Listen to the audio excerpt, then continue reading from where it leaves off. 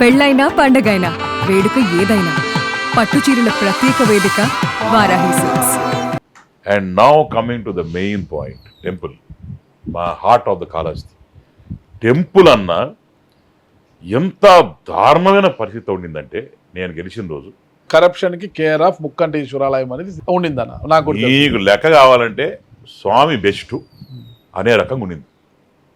నువ్వు అక్కడ పోతే కదిలిస్తే ఒకరిని ట్రాన్స్ఫర్ చేయాలని డబ్బులు, ఒకటిది బ్రోకరింగ్ సిస్టము, ఇంకోటి ఇష్టారాజ్యంగా ఓడిపెట్టుకుని అమ్ముకోవడం, లోపల టికెట్లు డబ్బు కట్టుకోకుండా పోవడం, ఇవన్నీ కూడా వైసీపీ హయాంలో విచ్చలవిడి నడుస్తున్నది.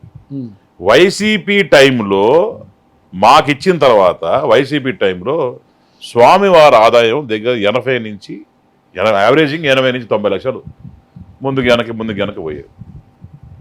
ఈరోజు స్వామివారి ఆదాయం 2,50,00,000 నుంచి 3 కోట్లు టచ్ అవుతాం. ఎలా 16 నెలల్లో ఎలా చేశారు? పాపాత్ములు పెరిగారా? ఫుట్ఫాల్ పెరిగిందా?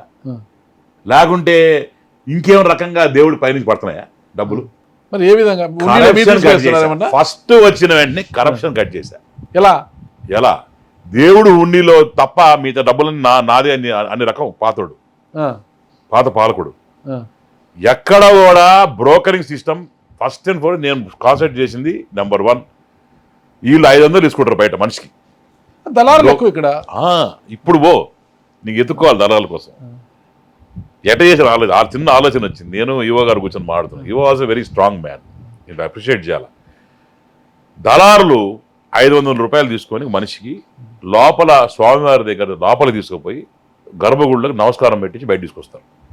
వేరే అయితే బయట నుంచి వెళ్ళిపోతారు.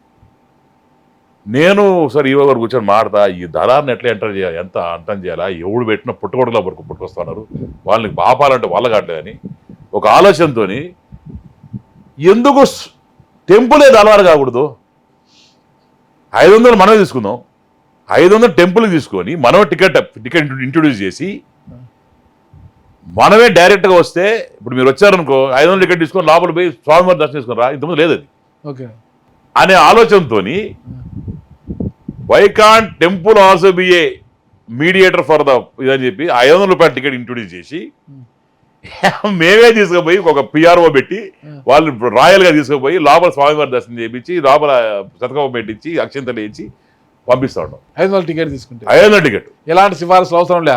500 టికెట్ తీసుకుంటే చాలు. 11.5 crores ఆదాయం వచ్చింది ఒక సంవత్సరంలో. 11.5 crores ఆదాయం. ఏది ఈ టికెట్ ఆలోచన ఇంట్రొడ్యూస్ చేసిన తర్వాత 11.5 crores అంటే నియర్ బై 1 CR అంటే 95 lakhs యావరేజింగ్ 99 లక్షలు పర్ మంత్. ఈ డబ్బులు అంతా పోతున్నాయి కదా బ్రోకర్ సిస్టమ్. ఇప్పుడు కూడా ఉన్నాయి బ్రోకర్ సిస్టమ్. అంతా ఎరాటికేట్ చేసాను, అంతా మూసేసాను అంటలా. ఇంకా 10-20% క్లోజ్ చేస్తున్నారు. ఎప్పుడు రూమ్ ఇది ఏం చేస్తారు? Coming to the point.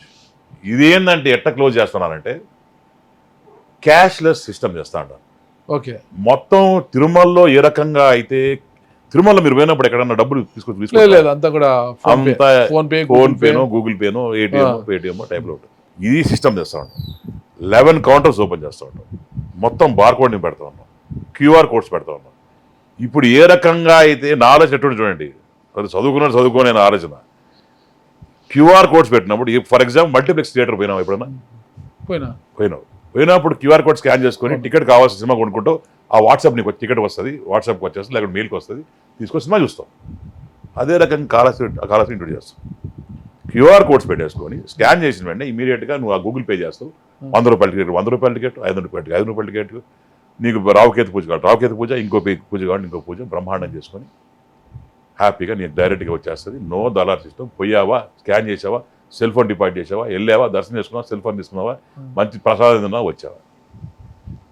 Easiest way, as if you're boarding a flight.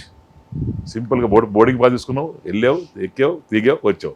ఈ రకంగా మధ్యలో ఎక్కడ దళార్ సిస్టమ్ లేకుండా ఇంకా వచ్చే ఐ థింక్ ఇంకొక 1.5 months రెడీ అయిపోతుందన్న. మొత్తం రెడీ అంటే సిస్టమ్ రెడీ చేస్తాం. 1.5 monthsలో ఉంటుంది. ఇదొక ఎత్తు. సో అక్కడ క్యాష్లెస్ టోటల్గా అరాడికడ్ అయిపోద్ది.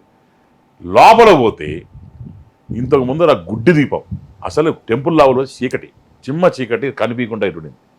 నేనేం ఆలోచించిన ఎట్టనా సరే ఇది మార్చాలని చెప్పి మొన్న శివరాత్రికి మహేష్ గారు అని చెప్పి ఏఎంఆర్ మహేష్ గారు మన బంధు దగ్గర మిత్రుడు ఏఎంఆర్ కంపెనీ వాళ్ళు ఆయన నాకు ఫోన్ చేసి సుధీర్ నేను ఈసారి స్వామివారికి పూలు మొత్తం నేను పెడతాను పూలు మొత్తం నేను స్పాన్సర్ చేస్తాను ఎంత అవుతుంది అంటే అది 60 లక్షలు 70 లక్షలు అవుతుంది స్వామివారికి పూలంతా నాకు ఒక ఆలోచన వచ్చింది నేను ఫోన్ చేసి అన్న నువ్వు పూలు స్పాన్సర్ చేస్తా అన్నావు కదా పూలు ఎండిపోతాయి నీ పేరు చరిత్రలో ఉన్నట్టు చేస్తానని చెప్పి ఒక 1 crore డొనేట్ చేయండి స్వామివారికి అని చెప్పి ఈ విస్క్రాఫ్ట్ వాళ్ళు ఉంటారు ఐఫా అవార్డ్స్ చేశారు కొద్ది పరిచయాలు ఉన్నాయి వాళ్ళతో ఫోన్ చేసి బాంబే వాళ్ళతో మాడుకొని అక్కడి నుంచి పిలిపించుకొని వంశీ రెడ్డి అని చెప్పి మా ఫ్రెండ్ ఉన్నాడు అతనితో కోఆర్డినేట్ చేసుకొని వాళ్ళందరూ కలిసి కూర్చొని ఒక లైటింగ్ ఏ రకంగా చేసే స్వామివారికి లోపలంతా ఉంటుంది అని చెప్పి ప్రతి పిల్లర్ ఎన్హాన్స్ చేసుకొని ప్రతి పిల్లర్ దగ్గర వైరింగ్ లాక్కొని ప్రతి పిల్లర్ దగ్గర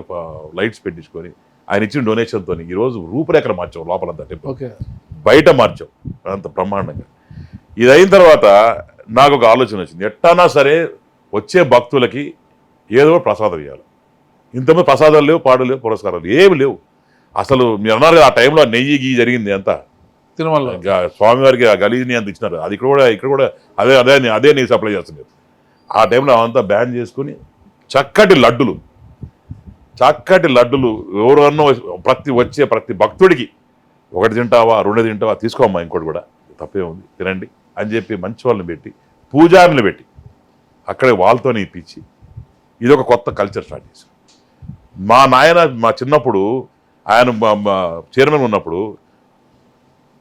పాత చింతకాయ పచ్చడితో పులుసని చేస్తాడు అమ్మ రుచిగా ఉంటుంది అది కరెక్ట్ నేను పెద్ద కొంచెం తిండిపించండి అయితే ఆ పాత 89 ఏళ్ళు ఒక ముసలాయన ఉన్నాడు పెద్ద పూజారి ఆయన తీసుకొచ్చి ఆయన రెసిపీ తీసుకొని ఆయనతో ఓ రోజు చేయించుకొని అదే మళ్ళీ ఇంట్రొడ్యూస్ చేసాం ఇప్పుడు అసలు పులుసని తింటేనా నిజంగానే ఆహా అనిపిస్తుంది అంటే పాత జ్ఞాపకాలు గుడుస్తాం మళ్ళీ ఇష్టం చింతపండు పులుసు అది మళ్ళీ చేసాం తర్వాత యువగారు వచ్చిన తర్వాత ఈ ఉప్పు చెక్కలు ఉంటారు అంటే స్వామివారికి చెక్కలు ఉంటాయి కదా అవి అప్పచ్చుల్లాగా అవి తయారు చేసాం జిలేబీ బ్రహ్మాండంగా జిలేబీ తయారు చేసాం లడ్డు కూడా ఆయనతో పాతోడితోనే ఏ రకంగా డిట్టాలో ఉంటాయి కదా అవన్నీ పెట్టి అవి చేసాం ఈరోజు ఎవ్రీబడి సేస్ దట్ తిరుమల కన్నా ఇక్కడ బాగుంది ఆ ప్రసాదం అంటారు తిరుమల లడ్డు కన్నా ఈరోజు మీరు వెళ్ళారా దర్శనానికి వెళ్ళా నిన్న ప్రసాదం తిన్నారా లేదు ఇంకా ప్రసాదం నేను పంపిస్తాను తెప్పిస్తాను నీకు ఇస్తాను and also I'm proud to say in AP entire AP ఉన్న టెంపుల్స్ లో అన్నిట్లో కలిపితే శానిటైజేషన్ లో past 7 months we're standing number 1 అంటే క్లెన్లీనెస్ శానిటైజేషన్ లో we're standing number 1 from past 7-8 months కాలాసి అంటే తిరుమల కన్నా శానిటైజేషన్ బాగుంది లెక్క అర్థమవుతుందా తిరుమల నీట్నెస్ అంటే ఏ రకంగా మేము మెయింటైన్ చేస్తాం ఏ రకంగా నాకు కొద్ది ఓడిసిటీ అండి ఈ చెత్త గిత్త చూసిన వల్ల కాదు బూజు చెత్త అని అన్ని ఎదుర్కొంటా ఉంటాయి క్లీన్ చేద్దాం పెడదాం ఈ టైంలో ఉంటుంది నా పరిస్థితి సో ఈ రకంగా టెంపుల్ని తీర్చిదిద్ది అటు ఆదాయం పెంచి పేరు ప్రతిష్టలు పెంచి టెంపుల్కి మంచి రోజులు వస్తున్నాయి అనమాట మంచి రోజు చిత్తూరు జిల్లాలో మంచి రోజు 16 నెలల క్రితం వచ్చా ఏ రోజైతే చంద్రబాబు నాయుడు గారు సీఎం అయినారో ఆ రోజే అన్ని గుళ్ళకి అన్నిటి దగ్గర మంచి రోజు స్టార్ట్ అయినాయి. అంటే ఇది 4వసారి ఆయన సీఎం కావడము ఇది కొత్త ఏం కాదు కానీ ఇప్పుడు శివకేశవులు ఇద్దరు కూడా చిత్తూరు జిల్లాలో కొలువైనారు. కేశవుడేమో ఏడుకొండల స్వామి, శివుడేమో ఇక్కడ. కానీ కొంతమంది వాస్తు పండితులు ఏమంటారంటే శ్రీకాళహస్తికి వాస్తు దోషం ఉంది అంటారు. దేవుడికి వాస్తు దోషం అనేది నేను నమ్మను. అక్కడ ఈశాన్యంలో కొలను ఉంది, నీళ్లు. ఆలోచన ఏంటంటే కానీ అంటే కేశవుడు కొలువై ఉన్న తిరుమలలో మాత్రము చాలా అద్భుతంగా ఉంటుంది. ఇది వాస్తు దోషం వల్లే శివుడు కొలువై ఉన్న శ్రీకాళహస్తిలో కాస్త ఆదాయపరంగా కావచ్చు, అభివృద్ధి విషయంలో కావచ్చు చాలా ఇబ్బందికరంగా ఉంటుంది.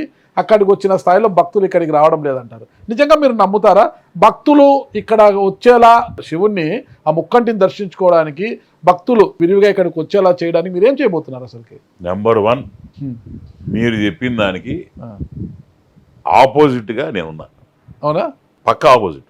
ఈడోడుకో ఆ స్వాముడు చెప్పినాడు కానీ ఆడికి పాపం చిల్లర లేకుండా ఏం చేయకనో పాపం ఏదో చెప్పుకుంటాడు, ఏదో స్టార్ట్ చేయాలని చేసి ఉంటాడు.